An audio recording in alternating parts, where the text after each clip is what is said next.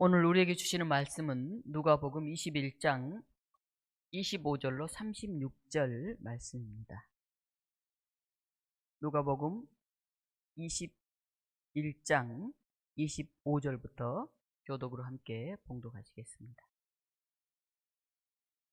1월 성신에는 징조가 있겠고 땅에서는 민족들이 바다와 파도의 성난 소리로 인하여 혼란한 중에 곤고하리라. 사람들이 세상에 임할 일을 생각하고 무서워함으로 기절하리니 이는 하늘의 권능들이 흔들리겠습니다. 그때 사람들이 인자가 구름을 타고 능력과 큰 영광으로 오는 것을 보리라. 이런 일이 되기를 시작하거든 일어나 머리를 들라 너희 속량이 가까웠느니라 하시더라. 이에 비유로 이르시되 무화과 나무와 모든 나무를 보라.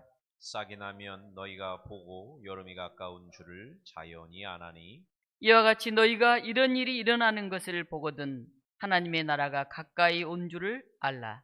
내가 진실로 너희에게 말하노니 이 세대가 지나기 전에 모든 일이 다 이루어지리라. 천지는 없어지겠으나 내 말은 없어지지 아니하리라. 너희는 스스로 조심하라. 그렇지 않으면 방탕함과 술 취함과 생활의 염려로 마음이 둔하여지고 뜻밖의 그 날이 덫과 같이 너희에게 임하리라. 이날은 온 지구상에 거하는 모든 사람에게 임하리라. 이러므로 너희는 장차 올 이 모든 일을 능히 피하고 인자 앞에 서도록 항상 기도하며 깨어 있으라 하시니라. 아멘. 아멘. 머리를 들라 주님이 오신다. 이런 제목으로 오늘 이 본문을 가지고 말씀을 전하겠습니다. 오늘은 대림절 첫 주일입니다. 우리 보라색으로 바뀌었습니다. 그리고 첫 번째 초에 불이 붙었습니다. 대림절 첫 주일은 하나님께서 우리를 새롭게 시작하게 하는 그런 날입니다. 원래 이 대림절부터 교회력은 시작이 됩니다. 지난 한 해의 무게가 어깨 위에 남아있더라도 또 우리 마음 한편이 지쳐있더라도 오늘 하나님은 우리에게 부드럽게 말씀하십니다. 이제 빛을 다시 켜자. 다시 시작해보자. 내가 너희에게 가고 있다. 세상은 끝을 얘기하지만 하나님은 처음을 말씀하십니다. 그분이 오늘 우리를 향해 오시는 이 계절, 빛으로 걸어오시는 예수님의 첫 발걸음을 우리 성도들이 다시 들을 수 있기를 소망합니다. 예수님 오늘 본문에서 먼저 세상의 흔들림을 말씀하십니다.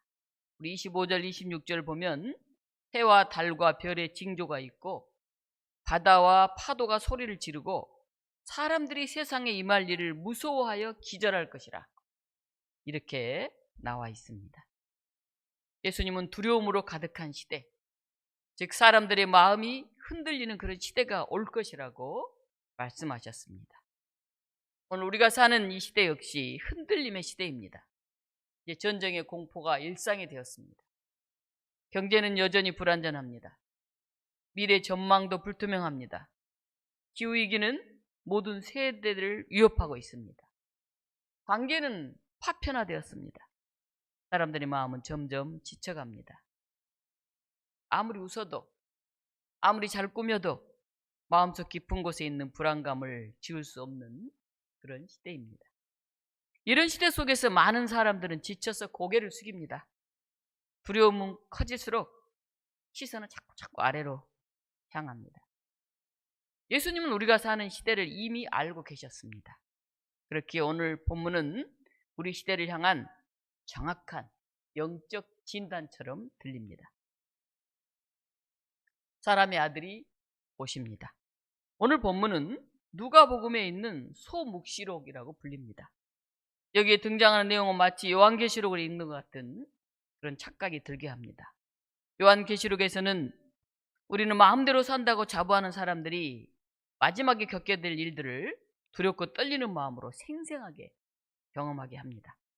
극단적으로 말하면 오늘 우리가 같은 장소, 같은 때에 예배를 드리지만은 우리가 그 훗날, 그때 우리가 함께 같은 시기, 같은 곳에 공존하지 못할 수도 있습니다. 사도 누가가 전하는 말씀은 우리가 하나님 앞에서 어떻게 서 있는가를 생각하게 합니다. 우리가 사는 세상은 신앙생활을 한다고 하면서도 정신적으로 영적으로 우리 행실 면에서 자기의 도덕성과 책임성을 전혀 생각하지 않는, 교회 다니는 사람이나 안 다니는 사람 별 차이가 없는 그런 사람들로 가득합니다. 교회 다니면서도 그 어떤 심판도 일어나지 않을 것처럼, 하나님은 아무 일도 하지 않을 것처럼 생각하는 그런 신앙인들이 많아지고 있습니다.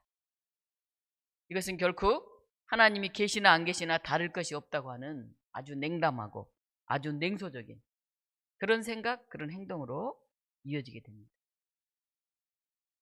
물론 우리는 연약한 인간이기 때문에 실수할 수 있습니다. 잘못할 수 있습니다. 하나님은 이런 것을 다 아셨기 때문에 예수 그리스도를 통해서 우리가 범한 그 어떤 죄악이라도 용서받을 수 있는 그런 길을 열어두셨습니다. 우리가 이런 하나님의 은혜를 받아들이면서 매 순간 감사하면서 사는 사람들에게는 하나님은 미래에 영광스러운 그런 길을 예비해 주십니다. 오늘 대림절 첫 주일 주님이 오십니다. 27절에 보면 이렇게 나와 있습니다. 그때 사람들이 인자가 구름을 타고 능력과 큰 영광으로 오는 것을 보리라. 어떤 사진에 보면 예수님이 구름 속에서 막 이렇게 환한 광채처럼 내려오시는 그런 모습을 우리는 종종 봅니다. 이게 구름을 타고 능력과 영광으로 오는 것을 볼 것이라 이렇게 말하고 있어요. 이 기절을 문자 그대로만 이해하면 예수님은 손오공처럼 구름을 타고 오실 거예요. 그런데 이게 비유적이라고 생각하면 예수님이 오시는 것에 대한 상징적인 표현입니다. 고대인들은 구체적으로 표현하는 그런 경향이 있었어요. 그래서 새로운 곳으로 이동할 때는 뭔가를 타고 간다 이렇게 생각했습니다. 지금은 자동차도 있고 비행기도 있지만은 그게 발명되지 않았을 때이기 때문에 동양 사람은 어디로 이동할 때 뭘 타고 갑니까? 구름을 타고 가요. 손오공도 구름 타고 다니잖아요. 서양 사람들은 뭘 타고 갑니까? 빗자루 타고 다녀요. 빗자루. 네. 해리포터 같은 데 나오는 마법사들은 빗자루 타고 이동하잖아요.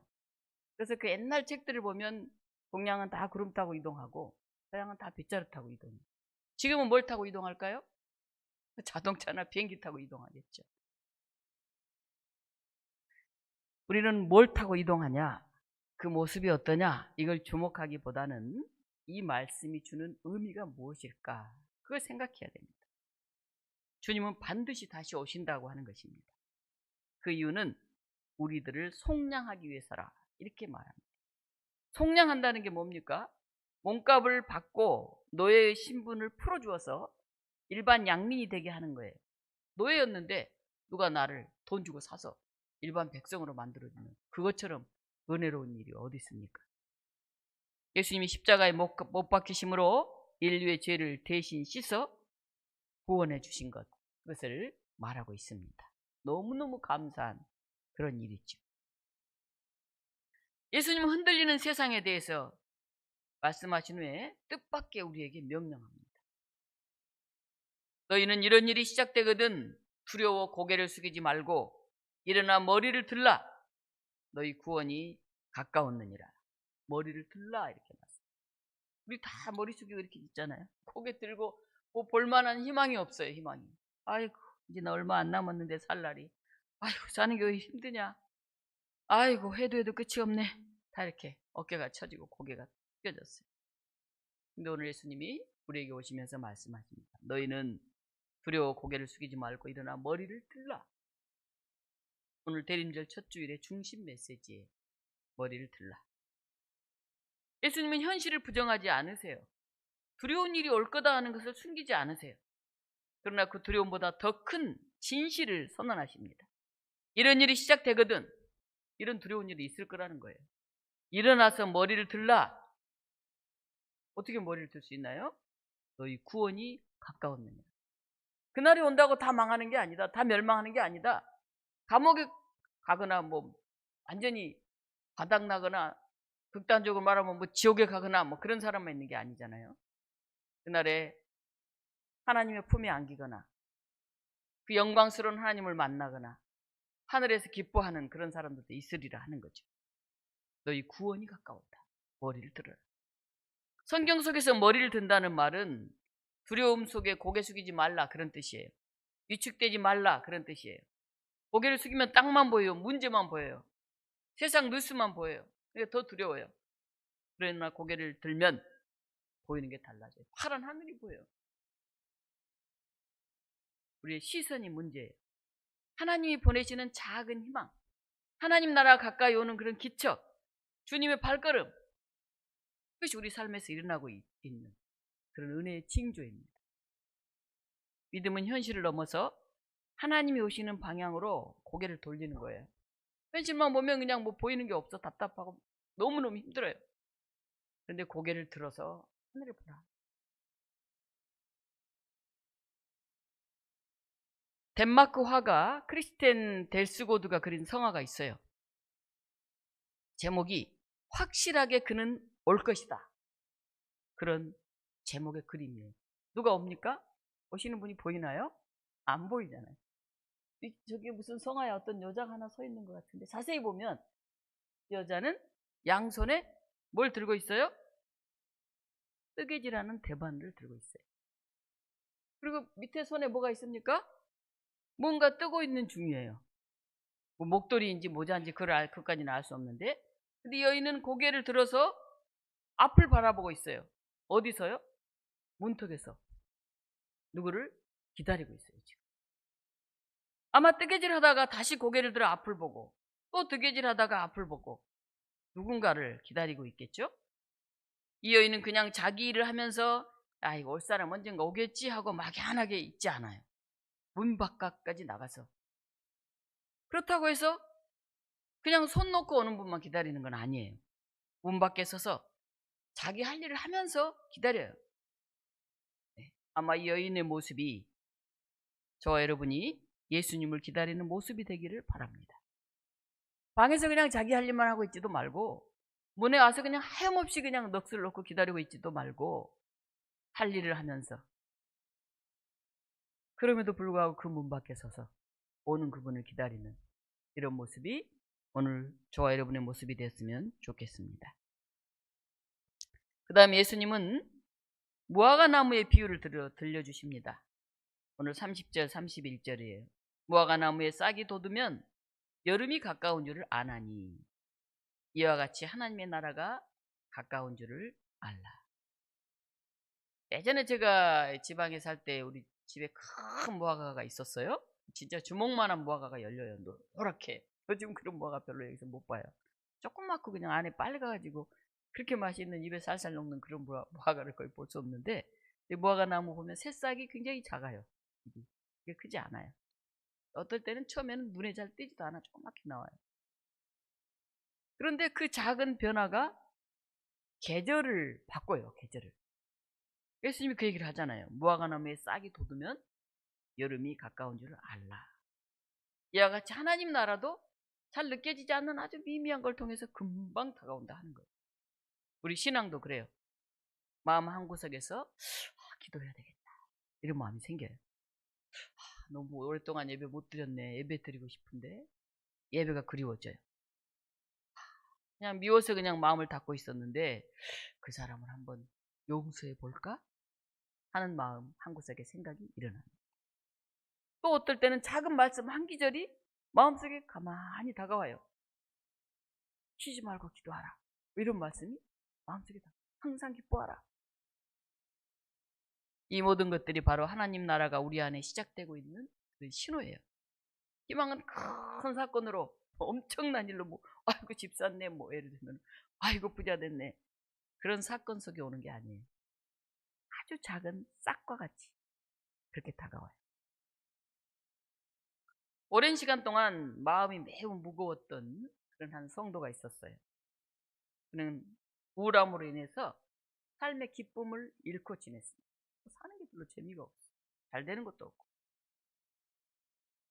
그래도 먹고 살아야 되니까 이제 직장을 다니는데 어느 날 출근길 버스에서 조그마한 초등학생 둘이 이야기하는 걸 들었어요. 한 아이가 이렇게 말해요. 오늘 왜 이렇게 기분이 좋지? 우와, 왠지 좋은 일이 올 것 같아. 이렇게 얘기를 하는 거예요. 옆에 있는 친구가 왜? 얘가 얘기했어. 그냥 내 마음이 그래. 오늘 햇빛이 환하고 따뜻해서 그런 것 같아. 너무 좋잖아. 이 말을 듣는 순간 이 성도는 마음이 뭉클했다. 그래, 저 초등학생 애들이 저 햇빛을 보면서 저렇게 기분 좋아하고 좋은 일이 올 것 같다고 얘기하는데, 야, 나는 어떻게 살고 있나 생각이 들었다 그래. 그래서 그날 이후 그는 작은 햇빛들을 다시 보기 시작했어요. 자기 마음이 밝아지는 것. 그 초등학교 그 조그만 아이들의 그 얘기가 나의 우울증에 빠진 이 마음에 한 줄기의 빛이 됐다. 그렇게 그는 고백했습니다. 대림절의 빛도 그래요. 우리에게 오시는 주님은 이런 작은 감동 속에 숨어 있어요. 엄청난 것 속에 빵빵빵 하면서 이렇게 오는 게 아니에요. 주님 우리에게 크게 말하지 않으셔도 그 작은 신호로 우리를 찾아오세요. 하나님은 우리에게 분명하게 오세요. 예수님은 깨어있으라 이렇게 말해요. 너희는 스스로 조심하라. 항상 기도하며 깨어있으라. 깨어있다는 것은 두려워하면서 막 긴장하는 게 아니에요. 하나님을 향해서 마음을 늘 열어놓은 그런 태도를 말해요. 깨어있는 사람은 하나님이 보내는 작은 신호를 놓치지 않아요. 그냥 무덤덤하게 지나가지 않아요. 하나님이 오늘 나에게 오실 수 있다고 하는 그런 기대, 말씀 한 기절이 마음에 들어올 그 자리를 남겨두는 여유가 있어요. 누군가를 향해 사랑하고 싶은 그런 작은 우리 감정 속에 귀를 기울이는 거예요. 이런 작은 준비들이 주님을 맞이하는 영적 깨어있음이에요. 깨어있으라고 그러니까 뭐 잠자지 말고 기다리고 이런 게 아니에요. 저 동구 밖에 나가서 기다리고 그런 걸 말하는 게 아니에요. 호스피스 병동에서 오래 근무했던 간호사가 이런 얘기를 했어요. 사람들이 마지막 임종할 때 공통적으로 후회하는 세 가지가 있습니다. 뭘 후회할까요? 여러분 죽을 때 내가 그때 살아서 이거 못한 게 후회된다는 게 뭘까요? 사람마다 좀씩 다르지만 거의 공통적으로 후회하는 세 가지가 있다고. 첫째는 그때 좀 더 참고 인내할 걸. 조금만 더 참았으면 좋았는데 내가 그때 그 못 참고 그냥 욱 하고 한 그게 후회가 돼요. 이렇게 말합니다. 두 번째는 그때 내가 좀 더 베풀 걸. 얼마든지 선한 일을 할 수 있었는데 그 기회가 있었는데 내가 왜 그렇게 인색했나. 이렇게 후회를 한다고. 가진 것이 많을 때는 많은 대로, 적을 때는 적은 대로 우리가 마음만 먹으면 베풀 수 있는데 그걸 못한 것에 대한 후회가 온다고 그래요. 마지막 세 번째는 그때 좀 더 재미있게 웃으면서 살 걸. 너무 신중하게, 너무 심각하게, 너무 불평하면서 그렇게 살았어. 내가 왜 그때 그렇게 행복하지 못했는지. 그만하면 충분히 기뻐할 수 있었는데, 행복해 할 수 있었는데, 그걸 후회한다고 합니다. 대림절을 맞이하는 여러분들은 깨어있기를 바랍니다. 좀 더 참고, 좀 더 베풀고, 좀 더 웃으면서 행복하게 지내시길 바랍니다. 지금 우리에게 주어진 이 시간은 영원하지 않아요. 대림절의 기다림은 겁이 나는 무서운 그런 기다림이 아니라 좋은 분을 맞이하는 기다림입니다. 기도할 마음을 열어놓고 말씀을 들을 귀를 열어놓고 주님이 오실 길을 준비하는 것, 이것이 깨어 있음입니다. 대림절 첫 주일 우리는 첫 번째 촛불을 폈어요. 이 빛은 우리에게 이렇게 말해요. 너무 지치지 말아라. 너를 향해 오고 있는 이 빛을 보아라. 내가 너에게로 가고 있다. 대림절의 진짜 은혜는 우리가 주님에게 나아가는 절기가 아니라 주님이 우리에게 오시는 그런 절기라는 사실입니다. 성경 전체에는 하나님이 먼저 오시는 이야기로 가득합니다. 아브라함에게 찾아와서 먼저 부르셨고, 광야의 이스라엘에게 먼저 말씀하셨고, 마리아에게 천사가 먼저 찾아왔고, 여기 목자들이 있는데 목자들에게 먼저 빛이 비추었어요.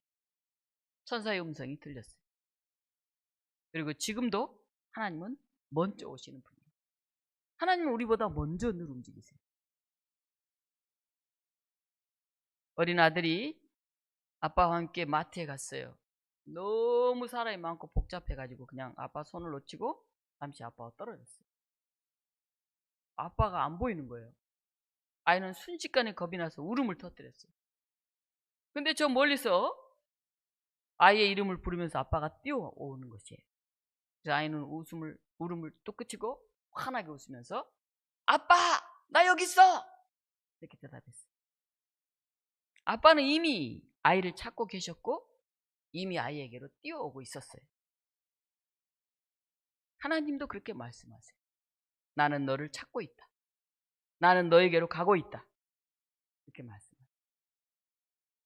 우리가 흔들릴 때, 우리가 힘이 없을 때, 우리가 기도조차 할 수 없을 때 그 순간에조차 하나님은 우리에게 가까이 오셔요. 우리의 삶 속에, 우리의 상처 속에, 우리의 미래 속에 그분이 오십니다.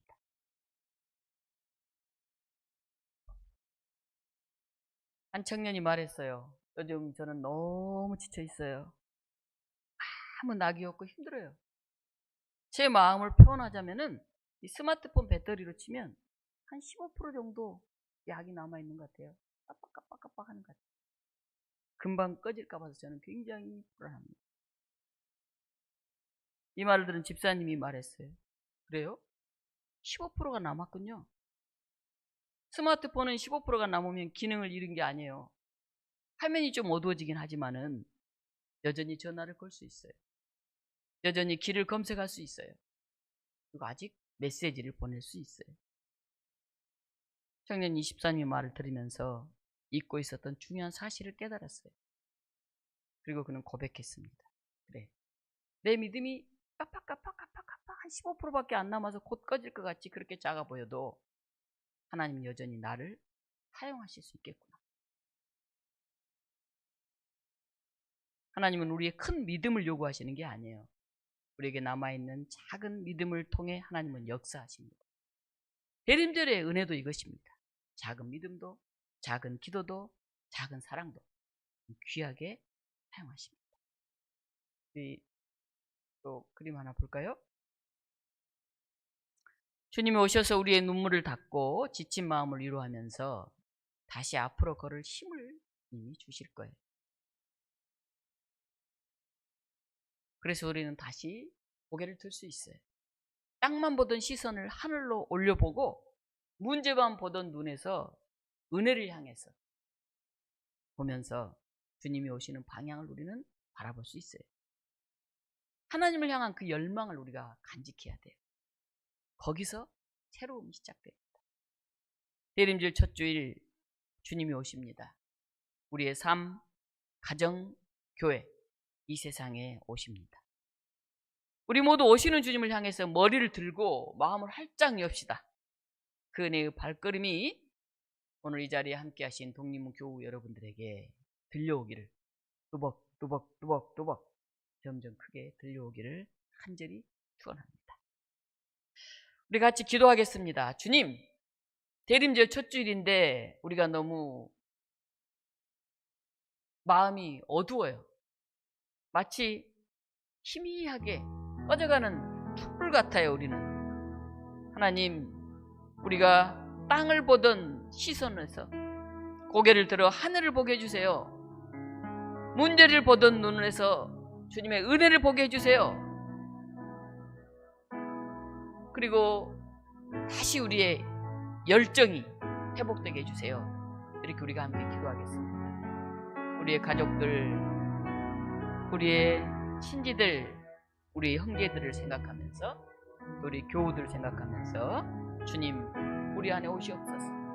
우리가 다시 고개를 들고 하늘을 바라볼 수 있게 해주시옵소서. 이렇게 함께 기도하시겠습니다.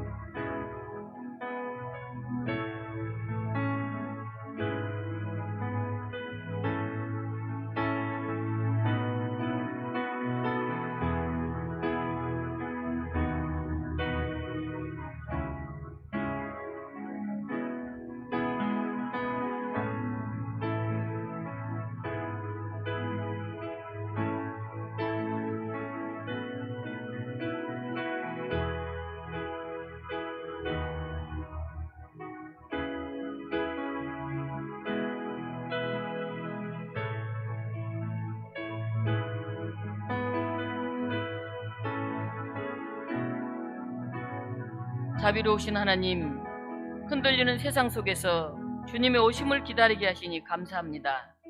우리의 두려움이 클 때마다 머리를 들라고 하시는 주님의 음성을 듣게 하옵소서.